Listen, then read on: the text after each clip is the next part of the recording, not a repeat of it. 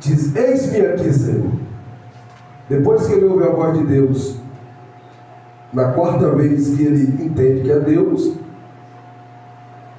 nunca mais ele vai ser chamado de menino. Nunca mais.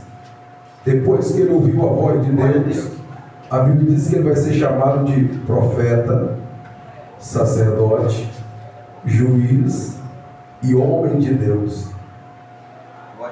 Está entendendo o mistério? Depois que Deus fala, a história muda. Você já percebeu que no nosso culto, Deus não é aquele... A fala de Deus não é constante, mas quando é realmente Deus falando, olha o que acontece no nosso meio. Porque a voz de Deus, ela é capaz de mudar a história do homem. A voz de Deus tem esse poder. Os varões estão chegando aí, glória a Deus. Aleluia. Então esse é o primeiro sinal de um fogo constante. A voz de Deus está bradando no meio da sarça. Segundo sinal. Segundo sinal de um fogo constante. A Bíblia diz que quem apareceu foi Deus. Você vê que a sarça, ela é o canal para Deus aparecer. A sarça, ela é o canal para Deus aparecer. Versículo 2 do capítulo 3 diz: e apareceu o anjo do Senhor no meio da sarça. Eu disse para os irmãos um tempo atrás que essa palavra, o anjo do Senhor, é uma teofania, né, da segunda pessoa da Santíssima Trindade, que daqui a pouco eu vou mostrar quem é: Jesus. Então, o primeiro sinal do fogo constante é a voz. O segundo é o anjo do Senhor aparecendo no fogo.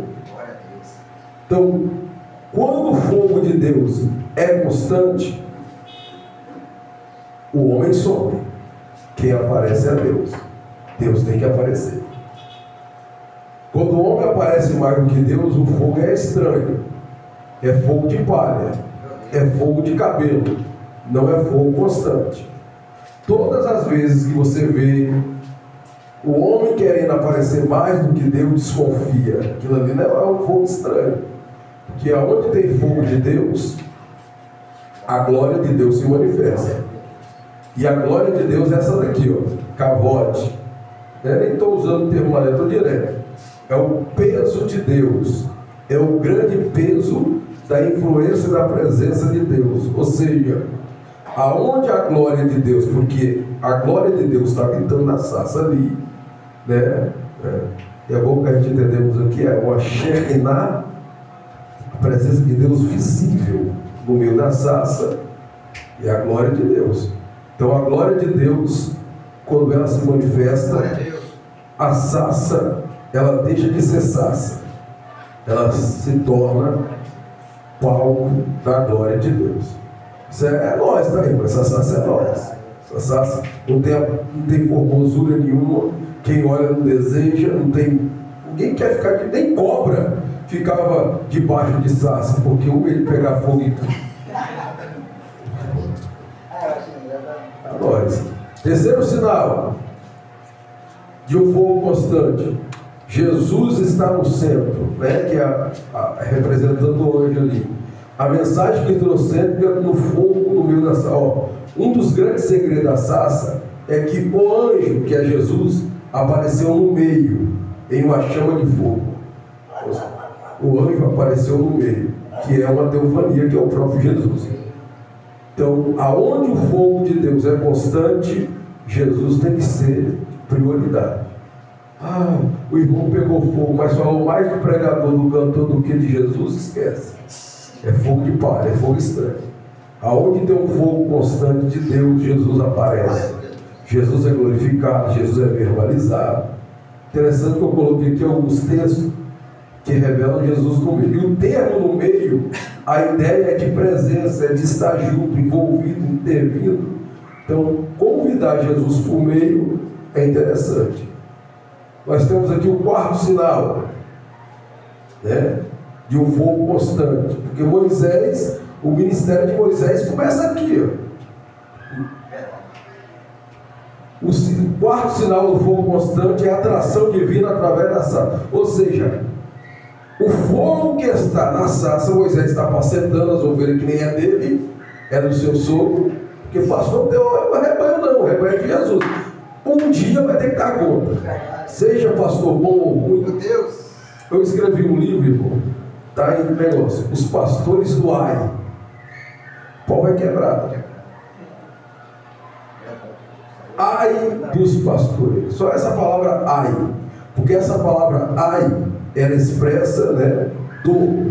Mas também ela expressa, quando a gente estuda no hebraico e no grego, ruído, como se fosse um latir, um ruído de lobo. Uau! Né? Então tem alguns animais que eles ruivam. Os pastores do Ai, ele representam alguns animais. E dentre muitos desses animais aparece o chacal. E o chacal, para quem não sabe, é um símbolo do Anubis, o deus da morte do Egito. Sabe o que é isso? É pastores que não gostam de fogo. É pastores que não gostam de uma igreja viva. Ai, irmão, para quê? Eu sou pentecostal, mas não sei para que ficar pulando tanto. Hoje você vê na internet esses medalhões aí, não sei para que ficar batendo. Aí o pessoal acompanha ele. Meu irmão, Pentecoste, avivamento na Bíblia, o camarada não fica quieto não. Até Davi, que é rei, tirou a roupa de rei, colocou uma época e começou o hebraico mostra para nós que Deus toma ele, rapaz. Porque ele saltava fazendo movimento nos ares. Isso é coisa de Deus. Aí conhece a turma, olha, não sei para que é isso, não sei o que é isso. É os Anubis, pastores chacais, pastores que não gostam de vida. Tem igreja em paz nos irmãos, que se você dá glória a Deus alto, todo mundo olha para você. Faz até sinal da cruz. Eu fui numa igreja em Aracruz aí. Estou falando sério. Eu fui numa igreja em Aracruz aí, meu irmão. Só Deus. Ô glória!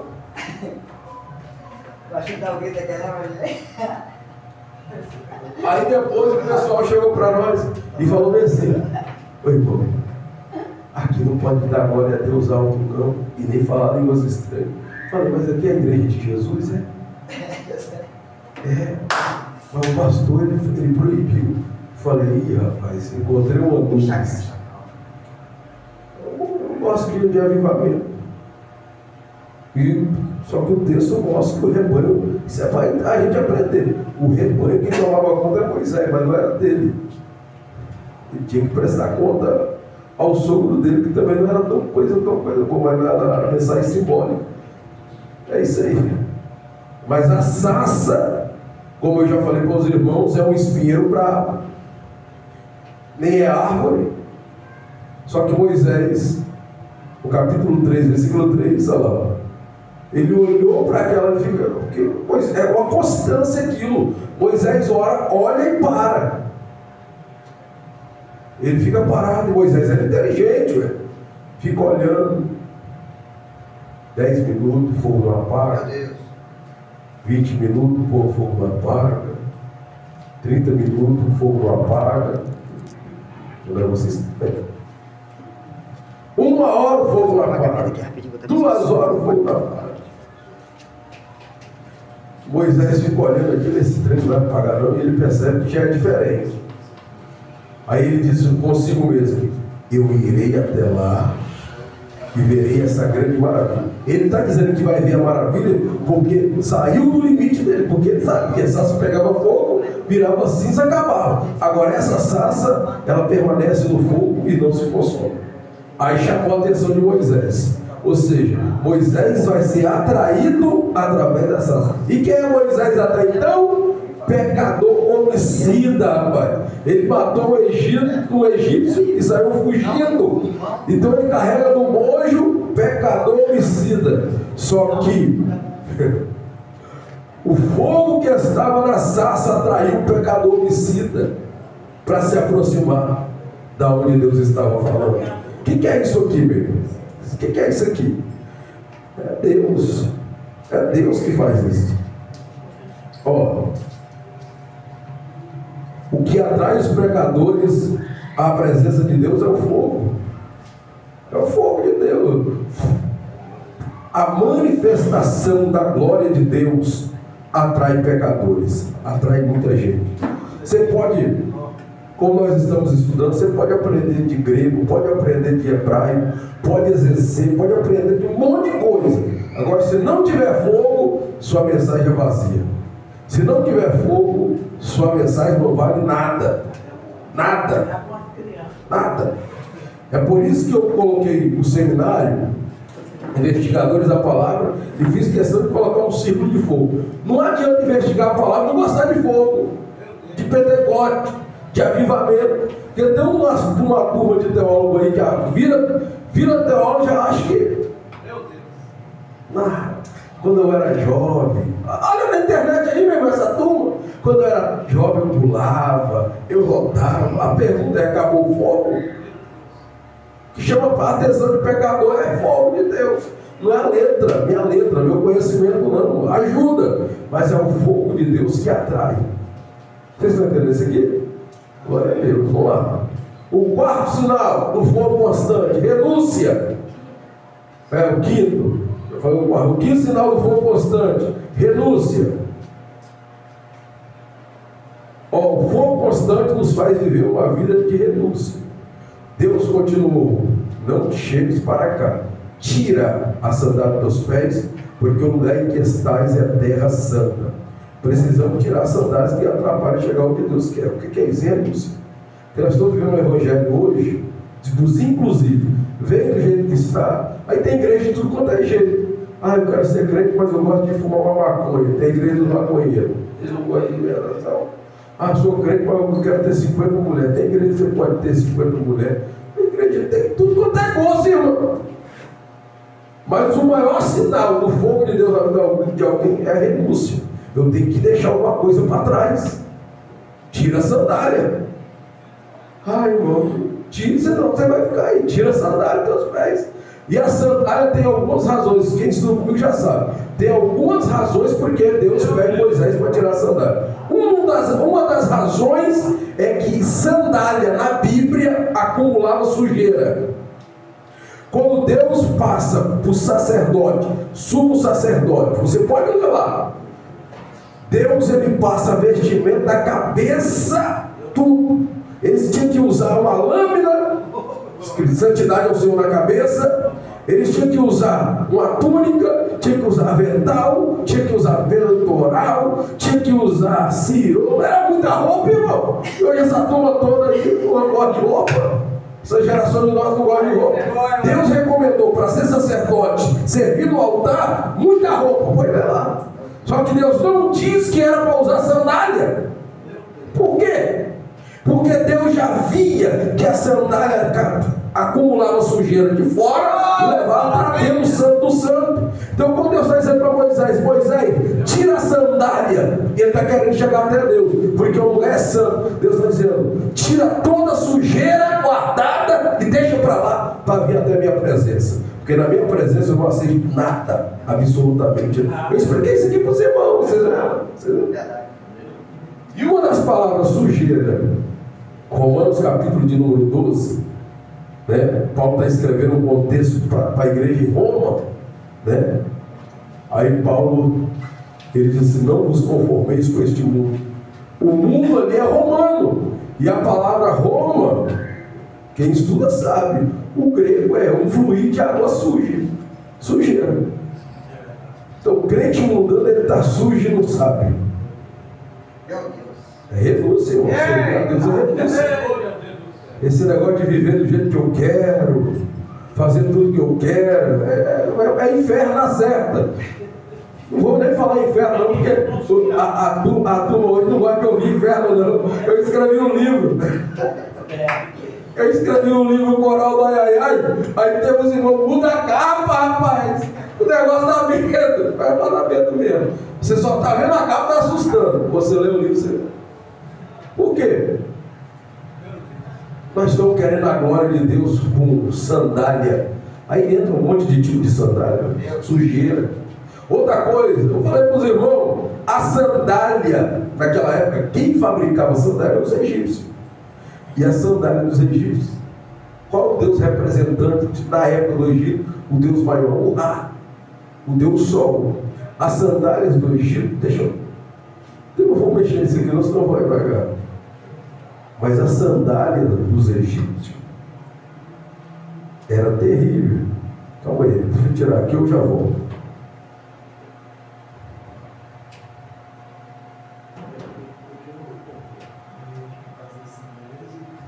Quer ver?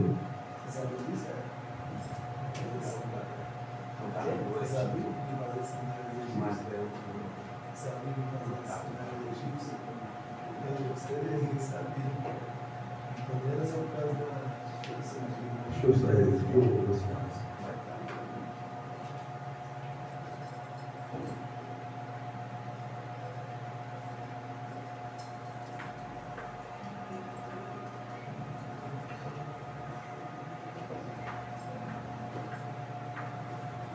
Eu não sei onde está, mas vamos ver se é essa daqui.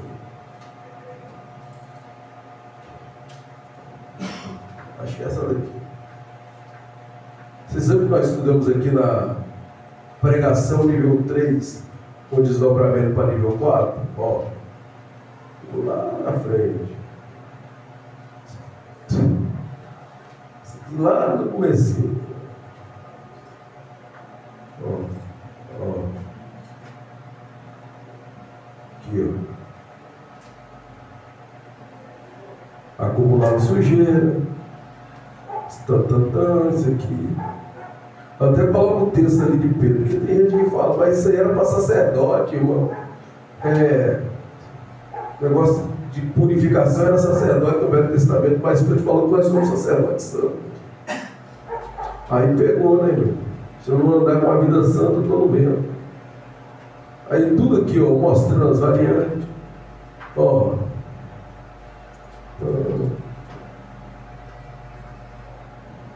Aqui, isso aqui. O que é que eu estou falando?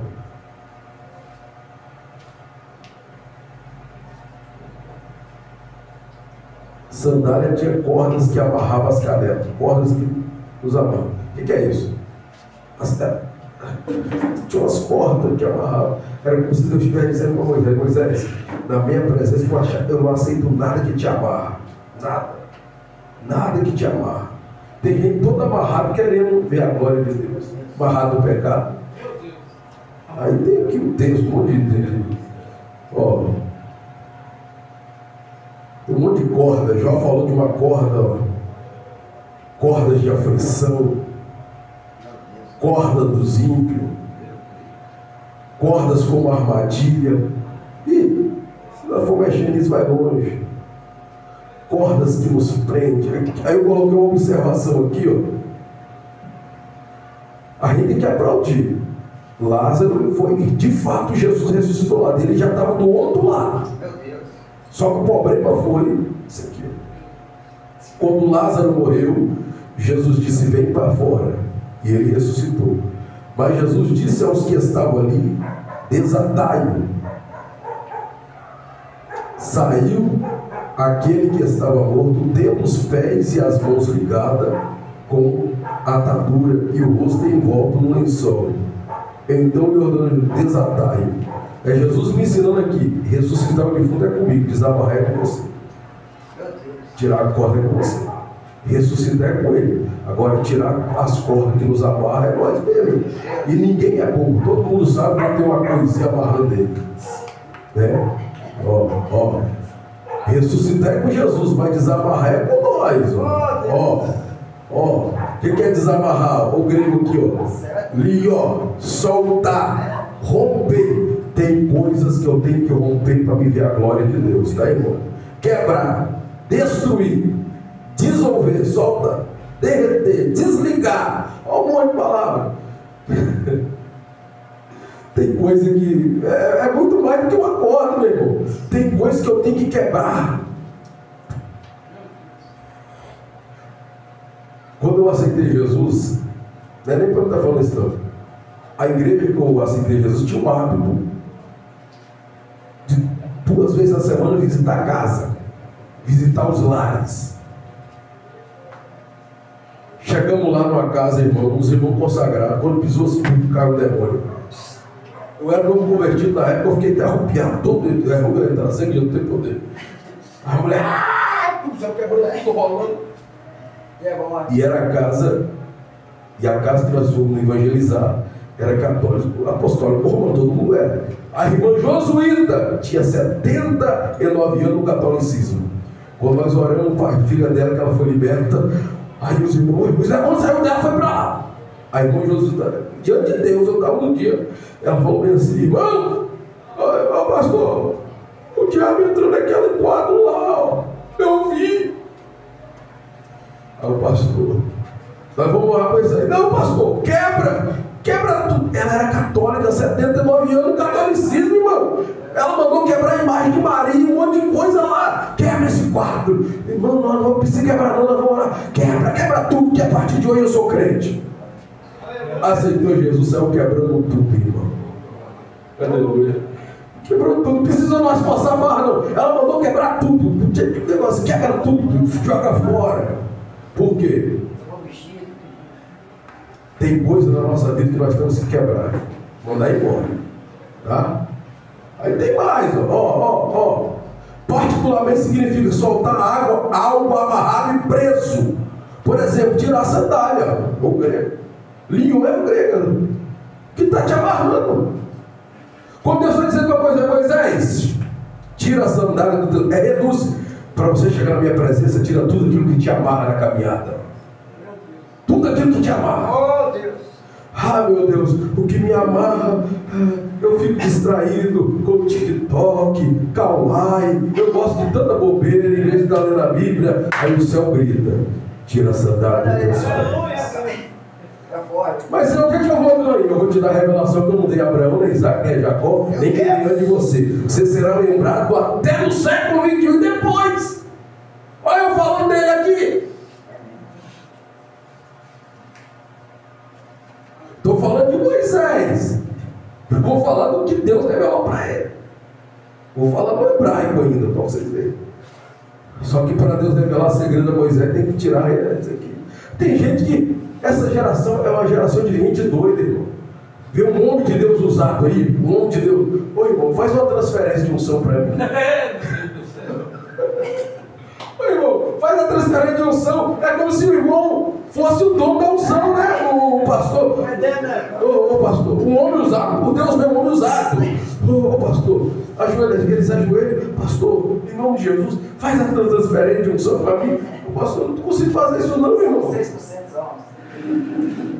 Transferência de unção, vai ver o que o homem está pagando o preço. Camarada, da hora de meia-noite até 8 horas da manhã, como é que ele vai transferir unção? Ora também com ele, que é unção. O camarada fica 7 dias dentro do quarto, trancado, jejuando, para orar, para paralítico andar, morto ressuscitar. Aí eu vou transferir unção para o carnal. Um cara não ora, um cara no jejum não faz nada, só assim. Meu Deus. Essa geração é muito fraca, porque quer poder de Deus sem renúncia.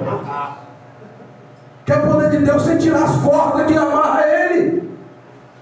Meu Deus. Tem mais, ó. Segundo alguns estudiosos, o sepulcro de Lázaro tinha 15 degraus. Sabe o que é isso, irmão? Levantou, foi. Olha só, 15 degraus para baixo. Sepultaram ele lá, tem 15 degraus, tem que descer. Colocaram ele lá. 4 dias morto, irmão. Já estava no céu de Abraão conversando com os heróis da fé. Aí de repente Jesus grita: Lázaro, vem para fora. Sério, o cara sai de lado, volta. Só que o corpo dele está todo enfaixado. Primeiro milagre, trazer o camarada de volta à vida. Agora o segundo é ele subir esse degrau todo, rapaz. Amarrado, enrolado. Porque aqui eu aprendo, né? Aqui a gente tem que aprender. Não é todo mundo que está subindo que tá bem, não, irmão. Tem gente que sobe amarrado. Meu Deus. Meu Deus. Tem gente que sobe no púlpito todo enrolado. Tem gente que sobe, tem nome, consagra todo enrolado. Agora, para o céu não entra não. Não entra não. O céu não entra não. Jesus já sabendo isso na porta, Jesus gritou: desatai. Desatai. E isso aqui é coisa de múmia, tá? Está enrolado, é coisa dos egípcios lá. Os egípcios que fazem essas coisas. Deus diz: tira tudo aquilo que te está enrolado na tua vida. Vocês estão entendendo isso aqui, irmão? Glória a Deus. Ó, terceiro, o ato de tirar a sandália era para servos. Como o camarada aposentava, não podia servir mais, ele virava servo de servo. O que o servo de servo fazia? Ficava na porta da casa, desamarrando a sandália dos outros e lavando os pés e as mãos. É servo de servo. Quando João Batista disse: não sou nem digno de abaixar e desatar as correias ao Pai de Jesus, ele está dizendo: eu sou mesmo que servo de servo. João Batista está dizendo: eu não sou nem digno. Mas quem é você? Eu sou a voz que clama no deserto. Aí vem Jesus: os nascidos de mulher não tem ninguém maior do que João Batista. Porque João Batista ele não tinha esse negócio de apresentar ele. Ele gritava: o machado está na raiz, olha, da árvore. Ele está dizendo: eu trago o machado, mas tem um aí que está vindo com a palha. E ele vai separar palha de trigo. Cortar é comigo, separar é com ele. E Jesus sabe quem é quem não é, né? Tem gente aí que parece que é trigo, mas é palha. E que é palha? O joio. O joio que é a palha. Sabe disso? O joio, você faz o teste. Eu vi o vídeo lá. O camarada pegou o joio e foi tirando casca, casca, casca, casca, casca, casca. Acabou o joio. Só tinha casca. Ele vai tirando o trigo. Abriu, saiu os grãozinhos. Agora o joio só tem casca. É a palha. É a turma da palha. E o que se fazia? Separava com a palha, colocava no eirado, o vento levava a palha. O trigo que tem peso ficava no eirado. Aí tem gente: ai meu Deus, o irmão desviou. Tem 4 tipos de pessoas que a gente tem que entender na Bíblia, tá? Tem o filho, tem que ter discernimento, tem que ter discernimento. Tem o filho pródigo, ele foi porque quis. Tem a ovelha perdida, que o pastor tem que ir atrás. Tem a dracma que está dentro da casa perdida. E tem a palha. A palha é fogo. A palha não vai atrás não. Ai, o irmão foi embora. Mas é palha, irmão. Deixa esse troço embora. Não vale nada. É até pesado falar isso aí, irmão. Mas a doutrina bíblica é essa. Tem gente que Jesus não foi atrás de Judas, mas foi atrás de Pedro. Tem gente que não vale nada não. Aí, ó. As sandálias egípcias havia símbolos enigmáticos que apontavam. Aqui, ó. Isso aqui que eu queria mostrar aos irmãos, ó. Ó, as sandálias egípcias. Ó. O que significa esse símbolo enigmático? Coisas ocultas que não glorificam a Deus. Que o pau quebra daí, irmão. Meu Deus! Está pregando, mas tem coisa escondida. Está cantando, mas tem coisa que não glorifica a Deus. Mas está tampado, ninguém vê. Mas o Senhor está gritando: tira a sandália dos teus pés, que eu já vi. Mensagens subliminares. O que é mensagens subliminares? É isso que entra dentro da nossa casa por meio de televisão, de internet. Você tem que tomar cuidado. Paganismo. Paganismo, eu disse para os irmãos, existe na Bíblia. A gente acha que adultério é só a conjunção carnal do homem e da mulher. Não é não. Adultério, provavelmente, tem 5 tipos de adultério na Bíblia. Eu expliquei isso para os irmãos. Adultério, que é o ato entre uma mulher. Ato carnal é adultério. Segundo tipo de adultério para Jesus é aquele que olha e pensa e traz no seu coração e já adulterou. Aí que pega. Aí ninguém passa por disciplina, mas se Deus revelar bem de alguns rebeldes aí. Meu Deus! Terceiro tipo de adultério na Bíblia é idolatria. Aí eu adorar ídolos mais do que Deus. Alguma coisa que não é digna de relação a adorar. Isso é adultério. Segundo tipo de adultério, ou terceiro, quarto tipo de adultério é eu comer coisa sacrificada a ídolos. Mas vivemos no Brasil, quem estuda aí sabe. O paganismo está todos os dias aí. Ah, não tem nada a ver com essa bala de costas da minha irmã. Deus do céu está dizendo, está em adultério. Ah, gosto de comer ovo da Páscoa. O céu está dizendo, está em adultério. O paganismo foi ligado ao paganismo. Deus. Vocês estão entendendo isso aqui? Eu dei um estudo isso da igreja e os irmãos ficou doido. Mas que irmão? Mostrei lá. Fica mesmo, eu não vou abrir aqui os slides, então eu vou agarrar. Ai, irmão, não tem nada a ver com o meu ouvido da Páscoa. É uma vez do ano. Ah, é? Aí o céu grita. Eu estou falando só isso não, tem um monte de coisinha aí, ó. Então nós temos que tomar cuidado com isso aí. Segredo dos homens. Tem gente que tem segredo que vai por. Agora, tem segredos que os camaradas. Tem segredo que é para ser guardado mesmo. Agora, tem segredo que é pecado escondido. Mas o céu um dia vai revelar. Meu Deus.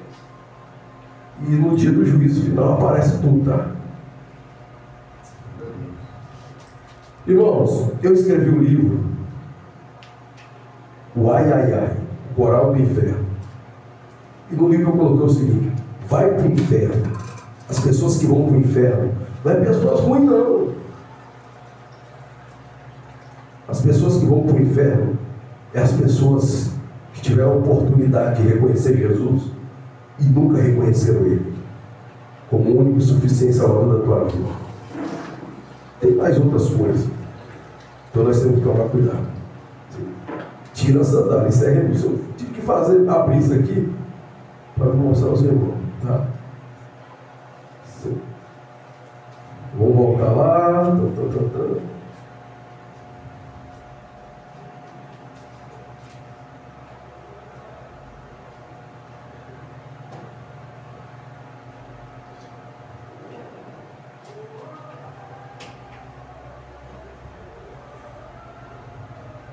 Renúncia.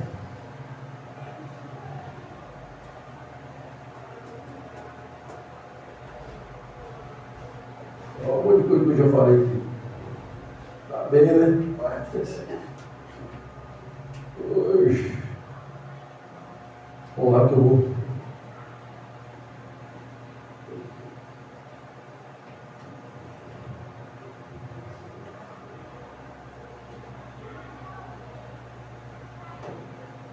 Estou no que sinal, né?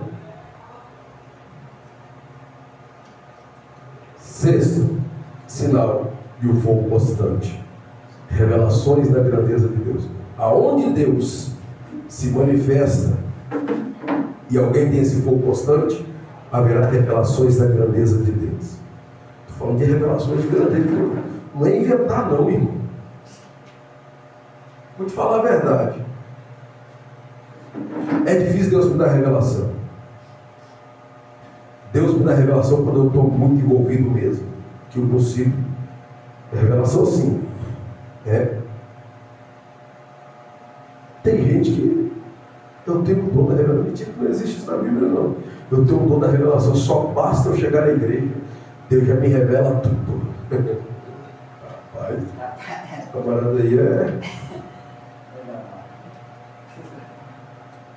Quando o fogo de Deus é constante, haverá revelações da grandeza de Deus. O fogo constante traz conhecimento da grandeza de Deus. Você reconhece sempre que Deus é grande. Você pode ser Moisés, pode ser quem for. 3 maneiras de conhecer o Senhor. Vamos lá. Através das Escrituras, não existe como conhecer a grandeza de Deus sem Bíblia. Não existe. A Bíblia é 100% a voz que revela sobre Deus. Tudo que você quer saber de Deus, primordialmente é a Bíblia. Bíblia Sagrada.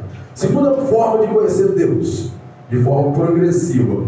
Isso significa dizer de uma forma contínua. Tenho 30 anos de crente que conheço Deus. Conhece nada. Todo dia você tem que conhecer. Todo dia você tem que mergulhar no rio. Todo dia você tem que orar. Vou mexer nisso aqui, o hebraico aqui está transliterado. O hebraico se lê daqui para cá. Só Só que na transliteração você coloca normal. E a tradução é aqui. Eu não vou ficar mexendo nisso aqui não, que eu vou falar disso aqui lá na outra. Ó, esse aqui é o alfabeto hebraico. Ó, Aleph. Vai terminar no Resh. Eu vou ler também, depois a gente vai ver isso com mais tempo. Tem Dagesh. Isso aqui é como se fosse a vogal. As vogais que a gente usa no português para ler o hebraico. É impossível ler o hebraico sem isso aqui, tá? Ah, mas o hebraico arcaico. O arcaico mesmo ninguém lê. Porque o arcaico ele era passado de pai para filho, a pronúncia. Você aprende o idioma só falando, sem escrita. A escrita do hebraico é como você lia, o alfabeto é só o alfabeto hebraico aqui, ó. Só isso aqui, não tem vogal aí não. Isso é só consonante. Essa palavra aqui, ó, alf, é mudo. Ó, essa palavra aqui ainda também é mudo. Tem som de A, mas não é A. Tem som de I, mas não é I. Hoje a gente é mais fácil aprender hebraico. Quem quiser aprender o hebraico, uma semana, 2 semanas, você já está montando seu nome, montando palavras, porque o hebraico não é difícil não. Por causa, né, dos maçoretas, que eles colocou, né, que nós chamamos no Brasil de vogais, ó, saiu. Kamat é o som de A, Patash tem som de A, Shiri tem som de I, Tisserem tem som de E. Isso aqui tudo equivale às vogais A, E, I, O, U. Então quando você pega o hebraico, aprender essas aqui, ó, isso aqui, ó. Isso aqui é um Aleph, curto, é morto, não tem som nenhum. Se entrar esse sinalzinho aqui, A, se entrar esses 2 pontos aqui, ó, que eu vou mostrar para os irmãos depois, E, I, O, U, aí muda, A, E, I, O, U. Está vendo os sinais? Isso aqui que ajuda a ler o hebraico. Sem isso aqui não está claro. Por que eu estou colocando aquilo ali? Para me explicar as palavras. Dessa palavra aqui vem a raiz. Agora eu coloquei aqui Yada, se lê Yad.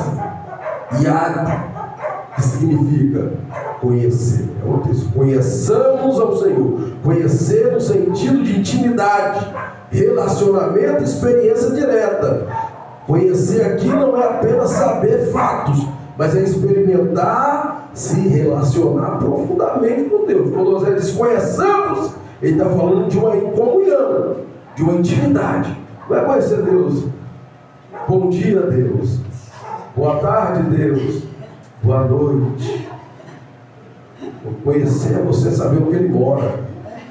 Eu disse para os irmãos que teologia, nós estudamos teologia, não é para saber se Deus tem barba grande, se Deus tem olho preto, azul, amarelo, se Deus tem um pé gigante. Nós não conhecemos, não estudamos teologia para conhecer isso não. Nós estudamos teologia para ser íntimo de Deus, ter um relacionamento com Deus, através da Bíblia. Aí tem a palavra aqui, ó, radar. Significa literalmente seguir, ó. Seguir com intensidade. Conheçamos ao Senhor e prossigamos. Prosseguir é conhecer com intensidade. Usar aqui no sentido de buscar com empenho, correr atrás, de conhecer. Conhecer a Deus exige fome espiritual. Jesus ensinou: não dê pérola aos porcos. O que é isso? Quem não está com fome, você não vai oferecer comida, irmão. Nós estamos no seminário aqui, tem vários seminários aí, podia ter mais gente aqui. Mas tem gente que está atrás de rolo de pregação, me liga todo dia. Ô irmão, me passa um rolo aí para mim pregar. Eu vou pregar esse tema aqui. Quanto você quer? Agora esse é o caso de você. Você quer quanto para fazer esse espaço? Não, estou fora, pá. Vou para o inferno, não cai disso não. Vou fazer bolso não, paga seu preço. Tenha fome, meu irmão. Tenha fome. Tem gente que só quer para pregar. Não tem fome de Bíblia. Conhecer a Deus tem que ter fome dele. Fome de Bíblia. Fome de orar. Ninguém quer, coletivamente, ninguém quer orar. Vai você sozinho. Ora. Oh, aleluia. Você conhecer a Deus. Repete aqui, ó. Ó, prossigamos em conhecer. É focar em Deus, é conhecer a Deus progressivamente, é não parar. É o que Provérbio diz aqui, ó. Provérbio 4,18. A vereda do justo é como a luz da aurora que vai brilhando mais até ser dia perfeito. O crente é assim, todo dia. Jesus nos ensina isso. Jesus teve 33 anos de vida na terra. 3 anos e meio foi o seu ministério. E os 3 anos e meio do ministério de Jesus, pode ver, sempre foi melhorando. No primeiro ano, ele não fez muita coisa não, mas ele transformou a água em vinho. No segundo ano, ele fez paralítico andar, cego, ver, morto, ressuscitar, andou sobre o mar, fez eita! No terceiro ano, ele falou, vou resolver o problema da humanidade. Vou para a cruz do Calvário e morrer em Salvador. Então ele sempre foi melhorando. Tem gente que um ano ele é crente, outro ano é uma prova. Um ano ele está com Deus, outro ano está com o diabo. Ou seja, ele espera vir os eventos aí, né? Os eventos do mundo. E a igreja espera o evento principal, o arrebatamento. Mas tem crente que ele fica esperando os eventos. Vai vir carnaval. Eu vou desviar no meio dos irmãos, eu vou para a festa e vou lá para o meu parente. Aí tem os parentes aí da Baiana, né? Por lá da Bahia. Ainda mais naquela região de praia ali, vou para lá. Chegar lá, toma todo o desvio mesmo. Aí quando acaba ele volta. Ele não volta também, espera virar o ano. Ele quer pegar o Réveillon, quer pegar tudo. Aí depois de fevereiro ele já começa. E agora está normal. O camarada é um pastor, desvia, vai na rede social, tira foto, postando um monte de tatuagem. Tô doidão mesmo. Aí daqui 6 meses aceita Jesus, volta para Jesus, cheio de tatuagem. E quer que os irmãos aplaudem ele por causa disso. Pelo amor de Deus. É assim não, irmão. Conhecer a Deus todos os dias. Aleluia. É uma caminhada, tá? Terceira maneira de conhecer Deus, através de experiência pessoal. Deus quer se revelar para nós. Foi o caso de Moisés. E olha o que Jesus falou. Eu peguei a palavra em grego, hein? Ó, a vida eterna é esta, que te conheçam a ti, só por um único Deus verdadeiro, e a Jesus Cristo a quem tu enviaste. Vou pegar a palavra conheçam. Olha o que Jesus falou aqui, ó. A palavra gnóstico, pronunciado gnóstico, é que é a mesma coisa, pô? Por causa do hebraico, o gênero aqui, gnóstico significa, né? O verbo grego comum no Novo Testamento significado básico: conhecer, perceber, compreender. Conhecer por experiência direta, ter intimidade e comunhão. O que Jesus está falando? A oração de Jesus ali. Jesus já orou, porque ele orou vendo nós. E ele orou. Um dia eu estava dando um seminário, o irmão chegou para mim e falou: irmão Dalmar, você fica falando aí de conhecer Deus, ter intimidade com Deus. É possível conhecer Deus hoje? Aí, não, estou falando sério, mano. Conhecer Deus igual os homens de Deus lá, o Pedro, Paulo, até mais se você quiser. Porque Jesus falou bem assim, ó: se creres, obras maiores do que essa realizará. Bem-aventurado aos que não viram e creram. Hoje nós temos todos os documentos, tudo que Jesus fez, Deus fez na nossa vida. Só que o problema todo dessa geração aqui é mamata. Eu estou que nem o Joás lá. Chegou, viu o Eliseu, chora. O Eliseu está com a enfermidade que vai morrer. Tira pura, tá? Que é a bênção dele, tá para o cara morrer antes. Aí o homem de Deus sério, Eliseu, pega uma flecha, pega um arco com uma flecha, abre a janela. E ele abre. E ele tem que puxar, porque o homem de Deus mandou ele puxar o arco. E não é fácil, não. Ele está querendo vitória, tem que ter esforço, né? Ele puxa o arco. doidinho para soltar. Mas só que ele tem que segurar um tempo para soltar, não. Ele estica para soltar, não pode, tem que. Aí ele segura, porque dá uma pressão. Ele, e aí, nome de Deus, pode soltar? Calma.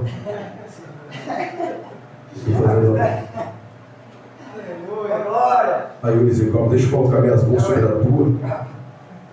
Eu vou colocar minhas mãos sobre a tua. Não, ele, ô profeta, deixa eu soltar, tá doendo a mão. Não, segura um pouco. Mira para a região onde o sol nasce.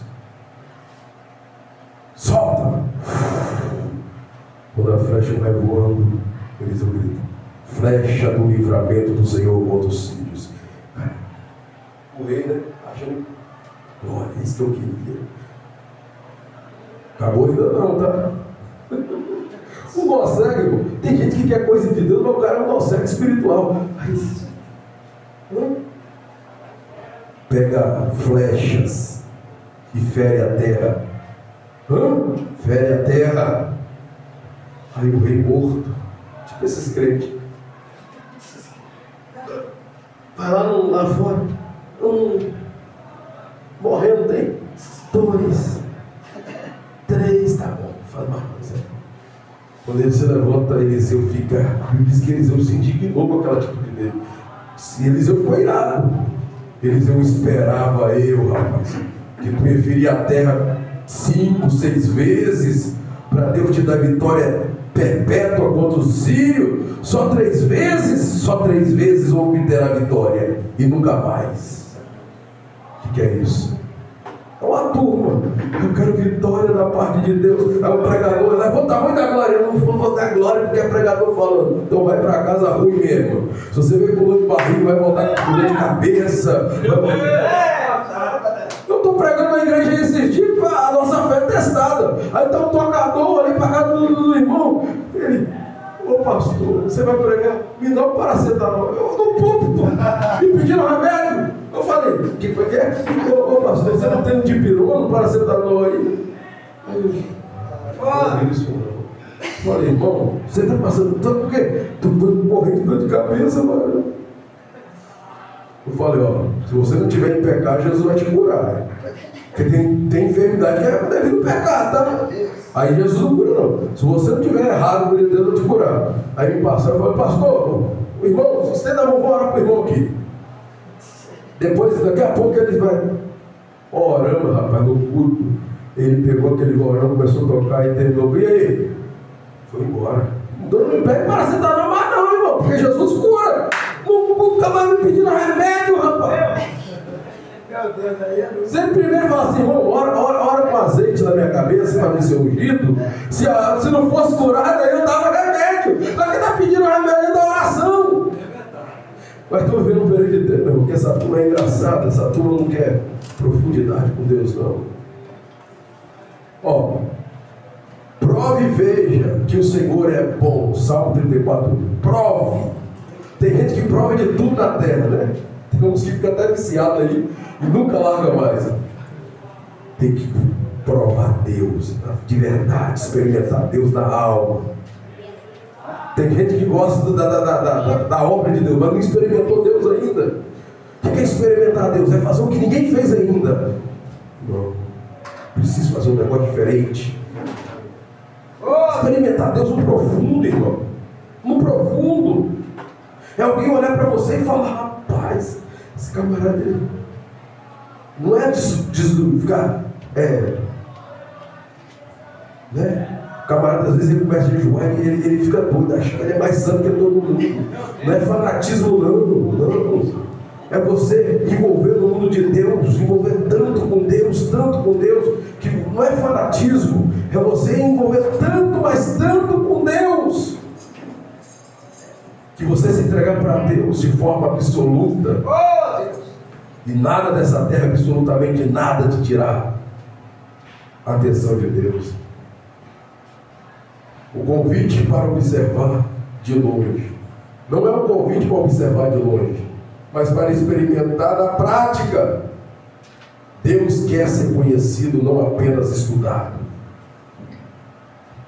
falando isso tudo para te falar de Moisés. Deus vai revelar segredo para Moisés, que ainda hoje é mistério para os estudiosos aí, mas para os que têm fé. Porque a revelação de Deus não é para muita gente assim, não, é para a gente servo, é o servo. A revelação de Deus é para servo. O cara pode conhecer tudo, não tem, mas servo tem. Ó, Deus não é para ser estudado, é para ser conhecido. Você pode fazer 50 anos de teologia, às vezes você não conhece Deus. Ele não se revela aos curiosos, mas aos sedentos. Ele não se deixa achar, ele se deixa achar pelos que buscam de todo o coração. Está escrito em Jeremias. Isso aí. De longe, você quer longe, eu vejo Deus de longe, parece pequeno, né? Mas quando eu se aproximo dele, ele é imenso, é incomparável, não tem como. Deus é gigantesco.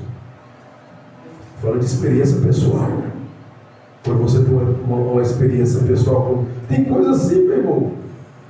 Eu lembro-me que eu estudava com o Joel Machado, aí eu ia na segunda-feira, quando ele estudou lá, na segunda-feira acabava, mas ia, deu um tempo. Eu falei, Joel, tem como eu ir orar com o senhor lá na terça-feira?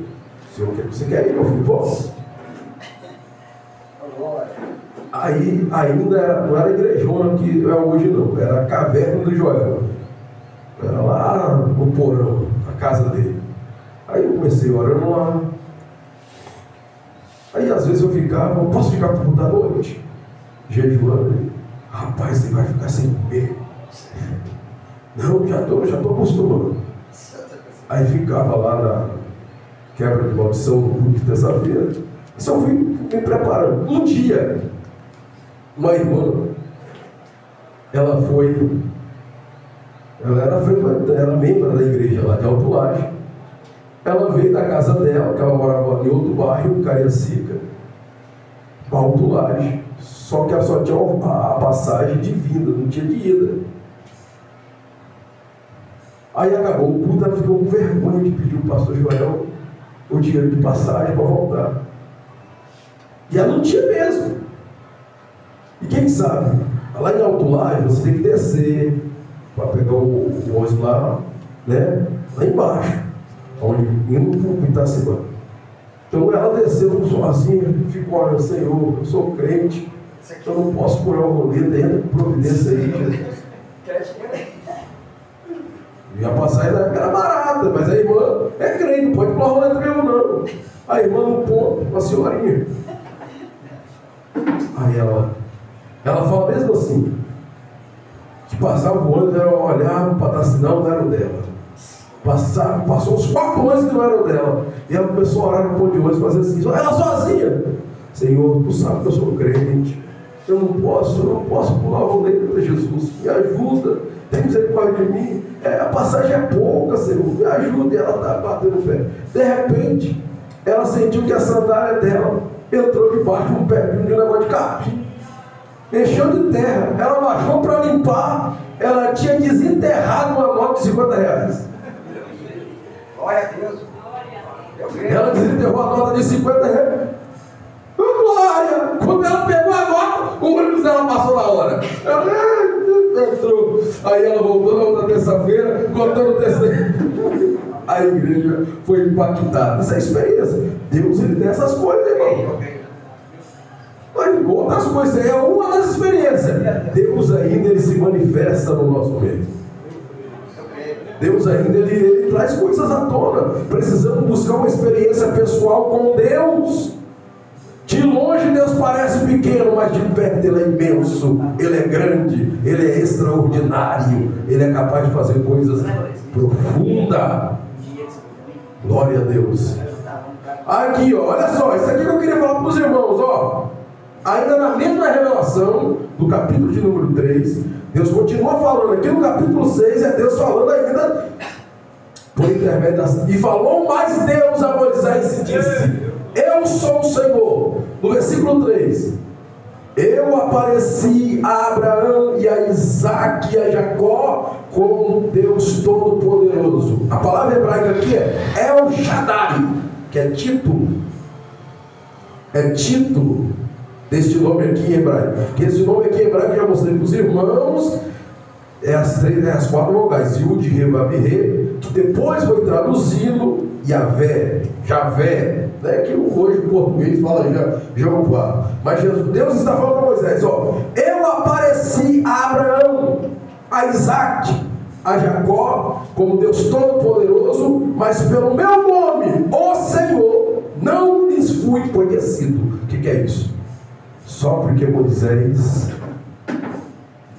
ele tira a sandália dos pés. Eu mostrei o que ele fez lá também, Hebreus revela. Deus está dizendo para Moisés: olha, o que eu vou revelar para você, eu não revelei a Abraão, não revelei a Isaac, não revelei a Jacó. E olha que eu estou falando de um hebreu, que ele já nasce ouvindo a história de Deus. Imagina o pai dele, que é um Arão, não é Arão não, Arão é o pai de Moisés, Arão e Miriam. Arão, dizendo: meu filho, Joquebede também, meu filho, você é descendente direto de José. Aí contava toda a história. Aí você também é procedente de Jacó, e contava toda a história. Você também é procedente de Abraão. Aí contava a história. Ele cresceu ouvindo a história de Abraão, de Isaac, de Jacó. E Deus está dizendo: a eles eu não revelei o meu nome. Deus está falando aqui, ó: mas pelo meu nome, ó Senhor, não lhe fui conhecido. Sabe quem Deus revelou o nome? Moisés. Moisés recebeu a revelação do nome de Deus. Qual é o teu nome? Yud, Re, Vav, Re.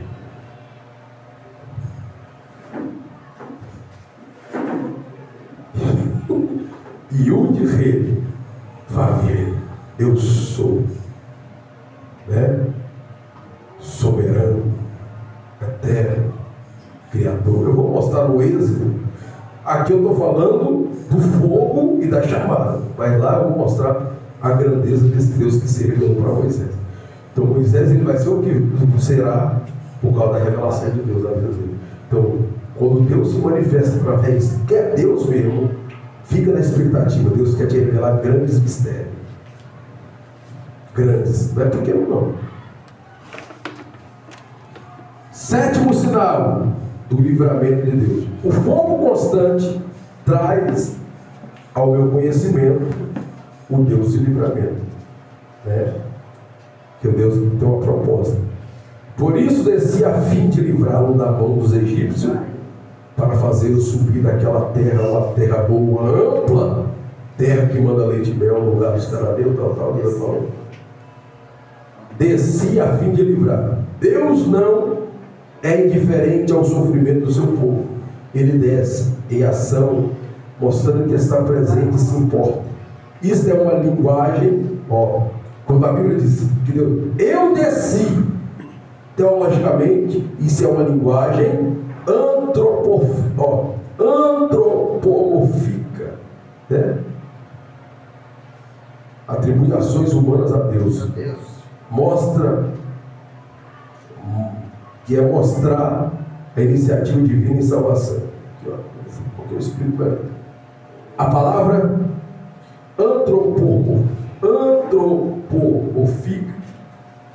antropomórfica, né? Vem do grego homem, morphos, forma, significa atribuir características humanas a Deus, aos seres não humanos. Olhos, mãos, arrepender, essas expressões aqui aplicam para Deus. Porque a Bíblia usa a linguagem antropomórfica para mostrar, para tornar compreensível aos humanos o que é divino. Existem coisas que Deus revela para nós, se Deus não quiser se revelar mesmo. Agora tem coisas que cabe a nós a revelação. Agora tem coisas que não dá para entrar não. Tem coisas que não dá para entrar não, senão se dói. Eu piro cabeção e não sai do lugar. O mundo de Deus é vasto. O mundo de Deus é incompreensível ao homem natural. O mundo de Deus tem segredo. Para revelar o caráter de Deus de forma relacional, Essa manifestação de Deus é para ele se revelar para mostrar que Deus está perto e age na história da humanidade. Certo? Deus não perdeu o controle de nada, tá?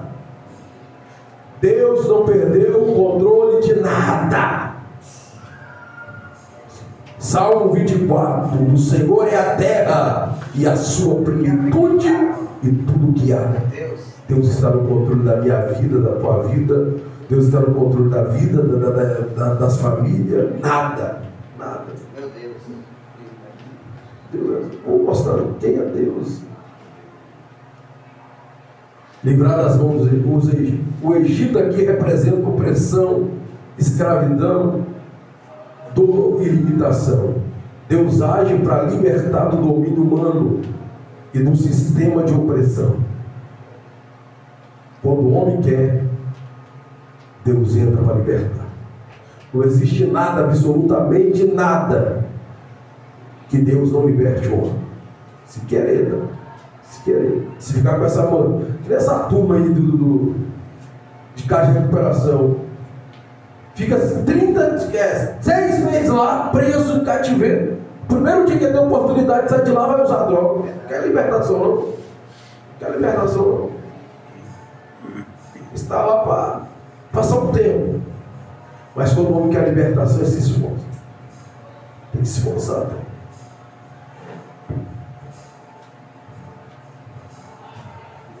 Os dois povos do Pentateuco, os povos gentios e os hebreus. Então o Pentateuco vai revelar para nós a Bíblia, ela revela 3 povos, tá? 3. Só que no Velho Testamento só aparece de forma literal, só aparece 2 povos, que é o gentio e os hebreus. Quem são os gentios? As nações procedentes dos filhos de Noé, sem ser o Éber, porque os hebreus vêm de Abraão. Por que hebreu? Por causa do Éber, que é o patriarca, né, da onde virá a família de Abraão. Então Abraão, ele é o representante dos hebreus. Mas é só assim que os hebreus é chamado? Não. Vem o Jacó, Deus muda o seu nome para Israel, os hebreus se tornam israelitas.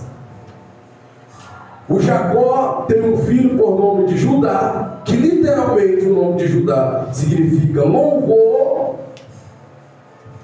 A mensagem profética de Jacó, quando ele vai abençoar os seus filhos, com as bênçãos ali que ele usa no termo de animais, ele chama o Judá e diz: tu és leãozinho. Daí por diante ele está proferindo que a tribo de Judá, dessa tribo sairiam os reis de Israel. Jesus é o maior, o leão da tribo de Judá. Mas aí você percebe que vai para a terra prometida, subdividir ali, os judeus, eles vão morar junto com os benjamitas na parte sul do território. Na época de Jesus estava subdividido em 3 partes: Galileia, Samaria e Judeia. Quando Salomão ele morre, que o reino é dividido, 10 tribos ficam no norte, 2 tribos, inclusive, na verdade 3, né? Os levitas também lá. Os levitas, Benjamim e Judá fica lá, que é o reino legítimo. Então a partir de então, todos que nascessem no sul de Israel eram chamados de judeus. Judeu. Então os hebreus vêm de Abraão, israelita vem de Jacó, que mudou o nome para Israel. Os hebreus vêm de Judá e dos sulistas de Israel. Então tem um monte de gente que fala: eu sou judeu, mas às vezes não é judeu, às vezes é damita, às vezes é levita, é benjamita, é de outra família. Agora todo mundo é judeu, inclusive agora, estou conversando com um amigo meu, diz que o nome Abraão é uma coisa que os judeus ocultam. Quando Deus muda o nome de Abrão para Abraão, uma das variantes é negro. Aí isso aí pegou. Hoje todo mundo que é preto aí acha que é judeu. Aí diz que se tiver o nome de algum, o sobrenome, se tiver algum nome de planta, tipo assim, Lindomar Monteiro Carvalho, Lindomar Monteiro não sei o quê, Oliveira, diz que você pode ter judeu no teu nome. Aí um dia a gente acha que é judeu. Mas os hebreus foi o povo que Deus escolheu para tratar, mas eles deram um vacilo lá. Eles que eu vi a apostila entre ramos e raízes falando disso aqui, ó. Gentios, todos os povos que não são hebreu, judeu, tá? Mas tinha como se tornar hebreu, passando pela circuncisão, né? Entrar. Isso aí foi uma briga, meu irmão, na época da igreja primitiva, só Deus vai saber. Isso, né? Aí tem a palavra aqui, hebraico, goi, né? Goi, para falar de gentios, goim é no plural, nação, povos, pagões, infiéis, seu pai. No grego, o termo equivalente a goim é etne, que também significa nações ou gentil. Os judeus chamavam o gentil de cães, tá? Os judeus, eles faziam uma oração de hipocrisia de manhã, no café da manhã, a oração dos judeus ortodoxos, eles faziam uma oração assim: Eterno, te agradeço por não ter nascido escravo, por não ter nascido mulher e não ter nascido gentil, porque essas três classes para eles não valiam nada. Servo, mulher e gentil. É uma oração de hipocrisia. Tá? E eles chamavam os judeus, o gentil de cães. Você vê que, olha só, por que os judeus chamavam o gentil de cães? Número 1, cães como símbolo de impureza na cultura hebraica antiga, tá? Cão em hebraico é Kelev. Essa palavra Kelev aqui também aponta para coração, né? Coração, Kelev. Pode ser coração, tradução. É dessa palavra aqui que vem o nome de Caleb. Vocês lembram do cão de Deus? Era considerado um animal impuro, vadio, impetuoso e sem discernimento. Os judeus veem isso. Nota, diferente do papel doméstico que os cães têm hoje, no mundo antigo eles eram vistos como animais que comiam carniça, ficava nas ruas sem dono e estava fora de casa. É um vira-lata, né? Olha aqui, ó. Êxodo explica isso aqui, ó. Não comereis carne dilacerada no campo, lançá-lo-eis aos cães, porque quem comia isso aqui, ó. Os gentios estavam fora da aliança. Todos nós que estamos aqui tem que agradecer muito Jesus, tá? Embora que o Brasil diz que tem agora um DNA que você faz aí de etnia. O que é DNA de etnia? Para você saber de qual origem você é. Um amigo meu foi fazer esse DNA, ele descobriu que ele é europeu africano.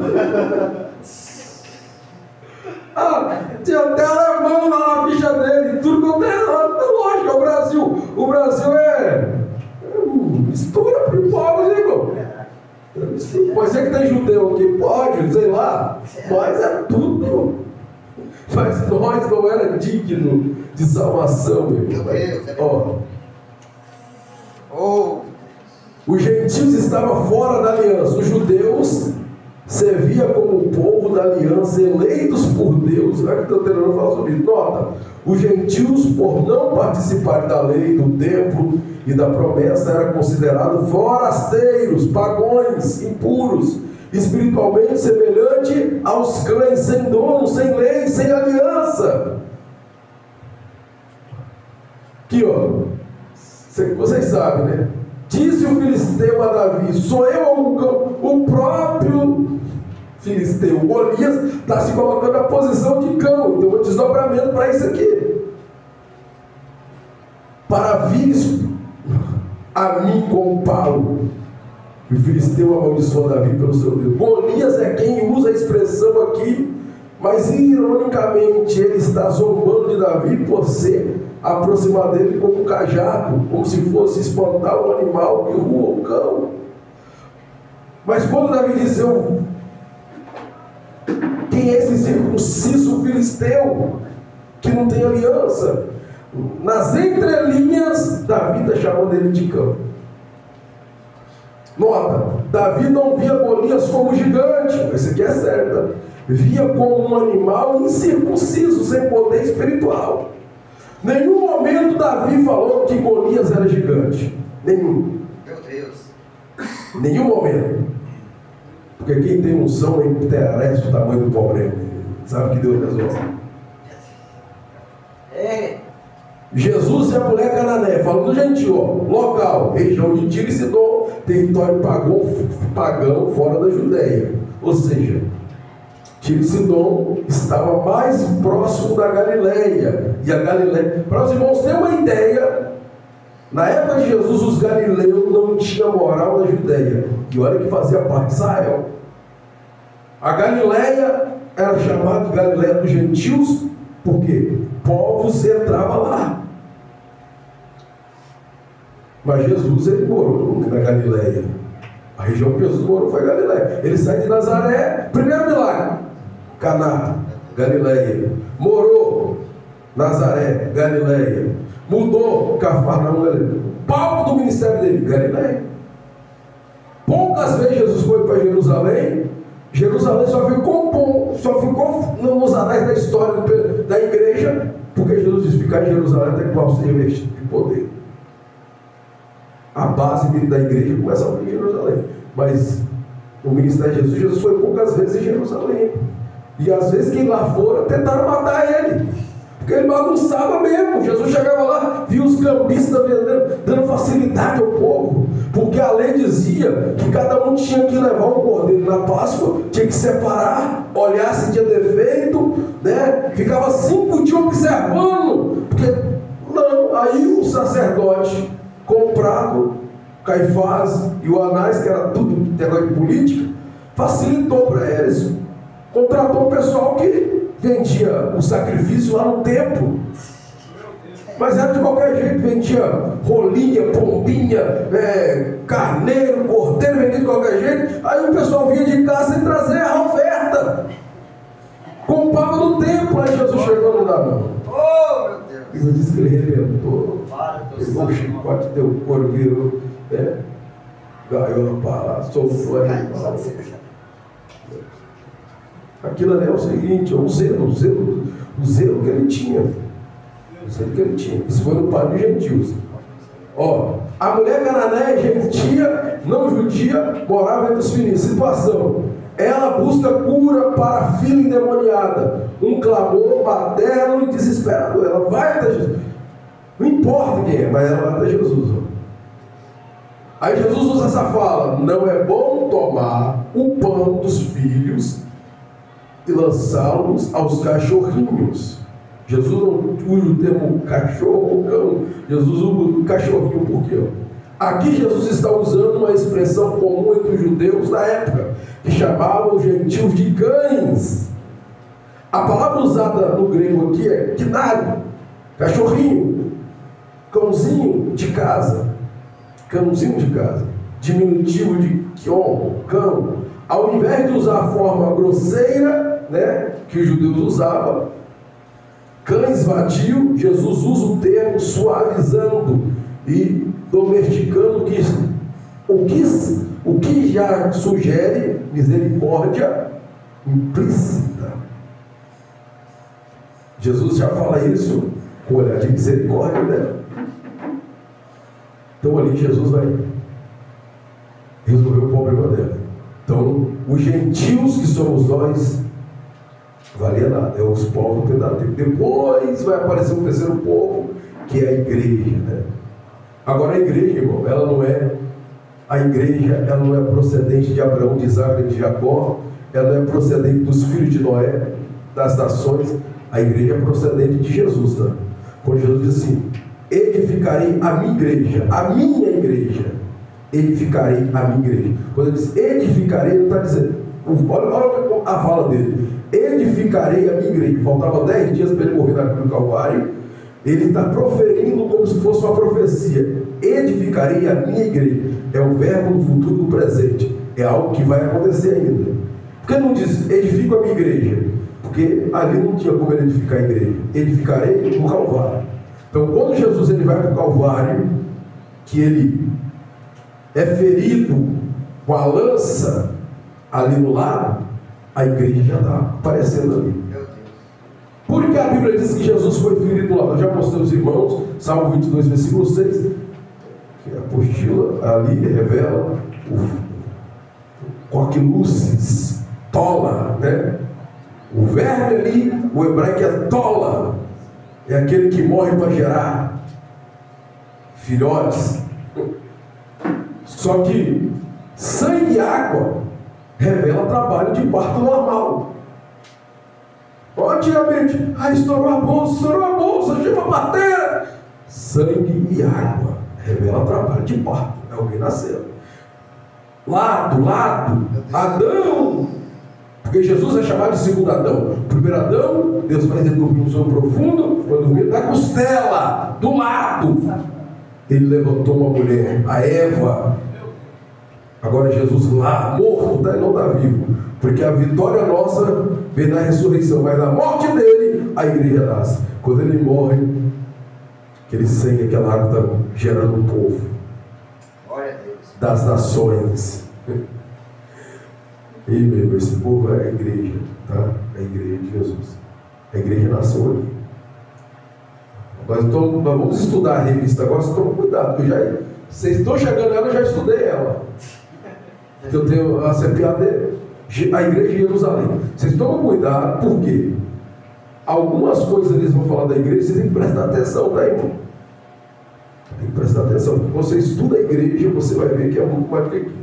A igreja não nasce. A igreja primitiva, para vocês terem ideia, existem 5 maneiras de ensinar a igreja: Velho Testamento, sombras e tipos, a igreja que nasce, edificarei, e a igreja primitiva. Então, a igreja primitiva é a continuidade. Você vai ver a igreja dando os seus primeiros passos, mas a igreja nasceu mesmo no Calvário.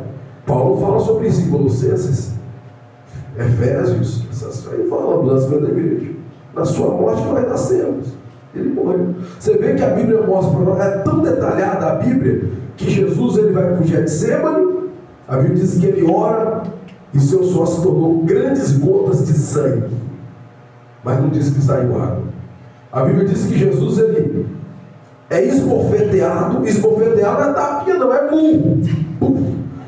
E é soldado que está batendo, irmão, não é morto, não é soldado dando murro em Jesus. Estava com sangue, mas não diz que saiu água. Jesus ele recebe chicotada, vai, puxa, arranca couro, está saindo sangue, mas não diz que saiu água. Jesus é coroado com a coroa de espinho, cravo entra na cabeça dele, porque eles zombavam de Jesus. Profetiza ao rei do judeu: quem é que te bateu? Batia, os cravos entravam, saía sangue, mas não diz que saia água. Jesus, ele, meu irmão, está arrebentado. Ele vai ser pregado, prego nas mãos, prego nos pés, mas ele está vivo. Saiu sangue, mas não diz que saiu água. Quando ele morre, pode ver que ele está morto. Quando ele diz: Pai, em tuas mãos eu entrego o meu espírito, está consumado. Quando ele morreu, o centurião: olha, quebra os ossos, quem está vivo lá. Aí o soldado sai da fuga, tem que fazer isso ainda. Olhou para o ladrão da esquerda, da direita, eles estão vivos ainda. Quebrou os ossos, eles desceram para morrer. Quando ele vai até a cruz do meio, ele é inibido de quebrar os ossos de Jesus, porque havia uma profecia ali, que essa profecia vai se cumprir quando Jesus vir no Monte das Oliveiras. Quando ele se manifestar, os judeus da época vão dizer: que ferida é essa nas tuas mãos? Ele vai dizer: essas feridas que eu fui ferido na casa dos meus amigos. Eles vão olhar o lado de Jesus, porque Jesus tem essas marcas ainda profundas. Jesus tem a marca que ele carrega até hoje, e que é a marca, está escrevendo sobre isso. As marcas profundas, a marca do cravo na mão, da lança, está com ele lá ainda. É um sinal da terra, que é da oliveira, né? Que a pomba não é só com a pomba, ela leva algo, né? É a marca que tem lá. Aí de repente o soldado, já que dá para quebrar, me dá uma lança aqui. 5 lanças, eu pesquisei, 5 metros de comprimento. O soldado, ele entra debaixo. Quando ele fura, Jesus já está morto. Começa a sair sangue e água. A medicina usa uma linguagem para isso, mas biblicamente é a igreja nascendo. Aleluia.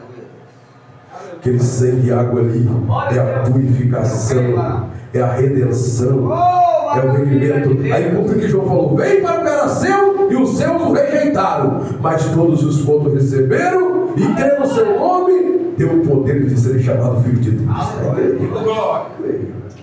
Aleluia.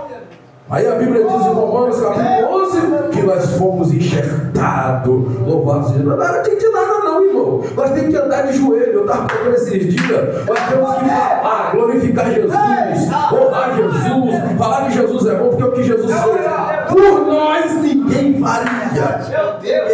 Obrigado. Ninguém. É por isso que eu amo Jesus, irmão. É por isso que eu amo Jesus. Meu Deus. Porque o que Jesus fez por nós é extraordinário, é tremendo, é incomparável. Obrigado. Nós é isso aqui, ó, rapaz. Nós não valia nada. Para vocês terem uma ideia, olha bem, Dimas é um dos nomes dos ladrões da cruz. A tradição diz que tinha um outro, que era o Gestas, e tinha o Barrabás. Só que o Barrabás, os romanos detestavam ele. Os romanos, os judeus até que gostavam dele, porque ele fazia montinho, rapaz. Ele fazia montinho. Inclusive nesse montinho que ele fez, alguém morreu. E por causa dele ele vai ser condenado à morte. Pilatos não gostava de Barrabás, não. Os romanos no mundo da época não gostavam de Barrabás. Colocaram ele, prepararam 3 cruzes: a de Gestas, de Dimas e de Barrabás. Quando entregaram Jesus a Pôncio Pilatos, Pilatos olhou, mediu ele de cima para baixo. Esse camarada não tem culpa nenhuma, não. Olhou para os judeus, olhou para os anciões, sem inveja. Capítulo 27 de Mateus. Esse camarada tem culpa não. Oi, leva eles para a sua lei. Não. A nossa lei não permite crucificar. Então manda ele para o Herodes, porque ele é da jurisdição de Herodes. Aí o Herodes recebe. O Herodes era aquele Herodes lá meio mambão. Ele era esse Herodes. Imagina falando manso: Senhor Jesus, faz o sinal aqui. Jesus fica mudo, não fala nada, não faz nada. Esse Herodes fica bravo. Manda dar um couro em Jesus, bate dele, devolve ele para Pilatos. Devolveu, os dois voltaram. Aí foi a partir daí que Pilatos e Herodes começaram a voltar, não tem comunhão. Pilatos, quando pega Jesus, tenta de tudo para livrar Jesus do Calvário. A mulher de Pilatos também, lá do outro lado tem um sonho. Não me envolvo com ele, não, eu tive um sonho. E eu sofria muito por causa desse justo. Chamou ele de justo. Aquele que anda em conformidade com a lei. Meu Deus. Aí de repente, Pilatos só tem uma opção. Tem um pior aí, Dimas até. O outro também, agora pega o pior deles. Quem? Barrabás. A quem querem que eu vos solte? Aí dá nome: a Jesus, chamado Cristo, o rei do judeu, ou a Barrabás? Um olha para o outro, solte a Barrabás e crucifica Jesus. Pilatos fica boca aberta. O pior da escolha, né? Os camaradas, eles estão escolhendo o pior. Barrabás ali representa nós, meu irmão. Porque Jesus está morrendo. A Bíblia diz, Isaías 53, foi do agrado do Pai morrê-lo e enfermá-lo por causa de nós. Paulo diz que ele, sendo rico, se fez pobre, sendo Deus, se fez homem. Ou seja, é o santo morrendo no lugar do imundo.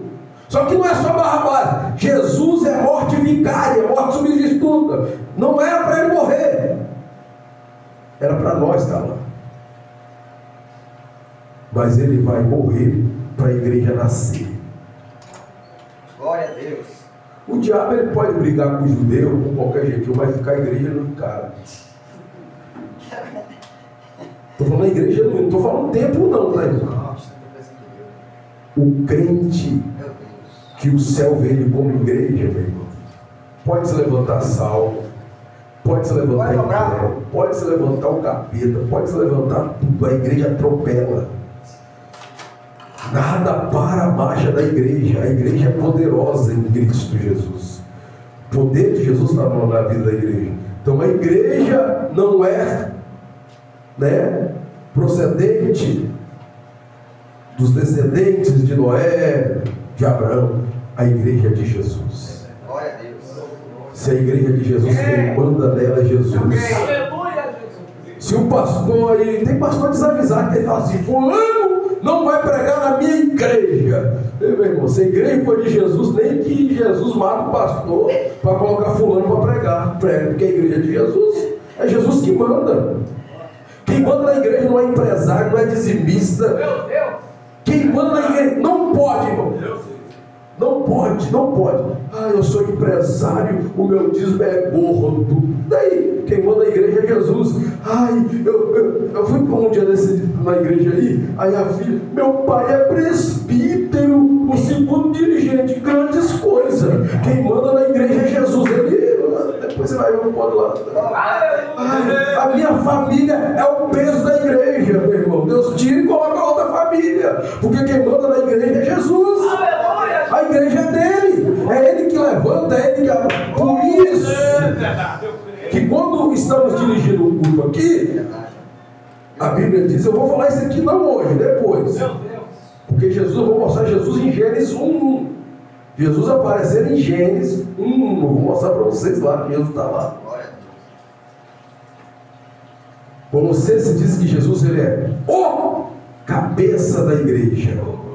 O cabeça ele é o líder, mas Jesus é a cabeça. O que é isso? A direção. Quando alguém está dirigindo o culto, se você ficar assim, irmão, dá oportunidade fulano, não é Jesus que está dirigindo o culto, porque Jesus ele é a direção da igreja. Ou seja, acredito eu, né?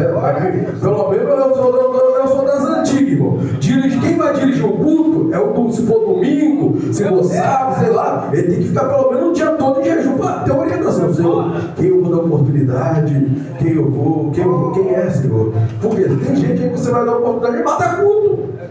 Meu Deus, é verdade. Você vai ouvir vamos ouvir o irmão fulano com testemunho, vai dar um testemunho. Vamos ouvir o irmão aí com a palavra, ele quer pregar, cantar, fazer tudo. Agora, quando Jesus é a cabeça da igreja, ele é a direção. E quem está ligado nele, vamos ouvir o irmão fulano ali falando. Quando o irmão fala, acontece alguma coisa. Vamos ouvir aquele criancinha ali falando. Jesus, ele é o dono da igreja. Vocês estão entendendo isso aqui? Jesus é o dono da igreja.